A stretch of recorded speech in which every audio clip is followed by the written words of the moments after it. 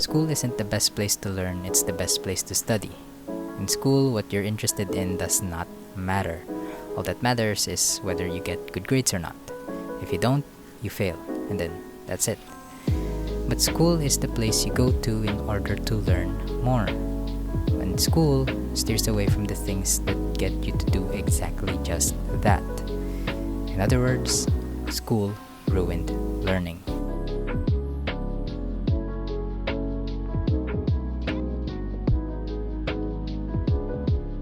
Imagine you want to learn something like how to draw, but because nothing, you're just genuinely interested. The way school gets you to do that is here, read all of this, and then this, and then this, and then next month, you'll have a test as proof that you've learned all of them. In simpler terms, school forces theory to you, and then instills this fear of failure if you don't follow. But this concept of theory into practice is only effective when you have to learn something quickly, like years ago, where if you don't learn quick, you won't put food at the table. But these days, this isn't effective anymore for when you're just genuinely interested on how drawing works. Our brain is so good at making us forget things, and the reason why we forget things easily is because our brain thinks that these are not important. Like for example, I know how a phone works and how it functions, so when I buy a PC, I'd know how to work through it even though they're entirely different. But I don't know anything about engines or cars, so opening up a car will be harder than opening up a PC. But for my dad, he absolutely knows everything about engines, about cars, so opening up that car will be easier than opening up that PC. So, to remember things easily, you need to connect the new information to the things you already know. Let's say the time is wrong on my PC. Since I already know how to do that on my phone, it's probably the same thing on my PC. So I go to settings, look up date and time, and then boom, done. And my dad, he can learn how to drive a bike easily. He just needs to know where everything is, and then he's set. Because a manual car will function the same as a manual bike. Figure out what you know first, then connect new information to that. And if you can't, like taking care of a plant isn't really connected to playing a ukulele.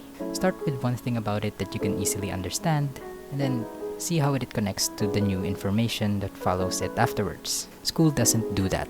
They make you remember the full details in isolation instead of the connection of everything to each other. How would you remember something complicated like color theory or sketching and different types of hatching and what they do? Well, with this, you don't need to remember the names of muscles or 1-point, 3-point perspectives. You just need to know how it works first. Focus on how it works and then connect it to what you already know. That way you can remember it as one concept, and then you can keep on adding newer things that can be connected to that. It's like a pocket. Instead of holding everything in your hand, you'd put the coins and money on the left pocket, and then you'd put the pens, paper on the right one. And by the time you need some money, you remember that you have some on your left pocket. So you go to your left pocket, take it out, and then use it. So instead of forcing everything in one pocket, group them in a way that they have a connection to each other. The last step to kinda nail in the thing you're learning is practice. And as boring as it sounds, that's the last step. Like after you understand what you've read, you'd need to learn how to use it and where to use it too. Like after you've understand what you've read, for you to remember it for a long time, you'd need to use it for something. That's practice. In school, this is the exam part of the semester. You'd get tested if you've learned anything at all. But the way to test yourself isn't really just to try and remember what you've learned, but to use what you've learned. When I was starting statistics this semester, the first thing I understood is we're talking about the chance of something happening. So every topic that was discussed after that, for me, was a way to figure out how much that chance was. I just connected new information to something that I could easily understand. So those new ways, those new formulas, those new concepts, I connected them to finding that chance, which is percentage in statistics, which was something I could easily understand. That's basically it. So now's the time to use what I've learned. There are so many ways to solve a statistics problem. So what I did was I put this in pocket 1, I put this in pocket 2. So pocket 1 is for central tendency and spread. That's statistics topic, and the second bucket was for hypothesis testing. So when I was met with a problem that needed central tendency, I knew it was on pocket 1, so I took it out of pocket 1 and then I used it.